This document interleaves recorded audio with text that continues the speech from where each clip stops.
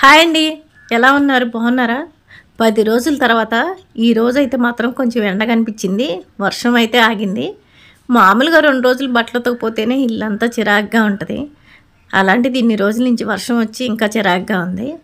మనకు బట్టలు ఆరిపోతేనే ఇంత ఇబ్బందిగా ఉంటే నిజంగా ఇళ్లలోకి నీళ్ళొచ్చేసి వాళ్ళ పరిస్థితి అయితే మాత్రం ఘోరంగానే ఉంది.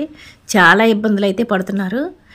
కొంతమంది అయితే ఏం చెప్తున్నారు అంటే, ఈ వర్షాలు నీళ్ళొచ్చిన దగ్గర నుంచి మేము ఈ ఒంటి మీద ఈ బట్టలతోనే ఉన్నాము. చాలా ఇబ్బందిగా ఉంది. బట్టలన్నీ తడిచిపోయినాయి అని చెప్పి కొంతమంది చెప్తున్నారు. చాలా వరకు అయితే మాత్రం హెల్ప్ చేశారు. కొంతమంది అయితే మాత్రం బట్టలవి తీసుకెళ్లారు, ఫుడ్ తీసుకెళ్లారు, కొవ్వొత్తులని ఎవ్వరికి తోచినట్టు వాళ్ళైతే మాత్రం సాయం చేశారు. సినిమా హీరోలు కూడా చాలా వరకు అమౌంట్ అయితే మాత్రం ఇచ్చారు. మీరు కూడా మీకు తోచిన సహాయం అయితే చేయండి. ఇంతకీ వినాయక చవితి ఎలా చేసుకున్నారు? మనందరం ఆ వినాయకుడిని అయితే మనస్ఫూర్తిగా కోరుకుందాం. ఇంతకు ముందులాగా వాళ్ళు సంతోషంగా ఉండాలి అని, ఆ నీళ్ళన్నీ తొందరగా పోయి వాళ్ళందరూ తొందరగా కోలుకోవాలని ఆ వినాయకుడిని మనస్ఫూర్తిగా దండం పెట్టుకుందాం.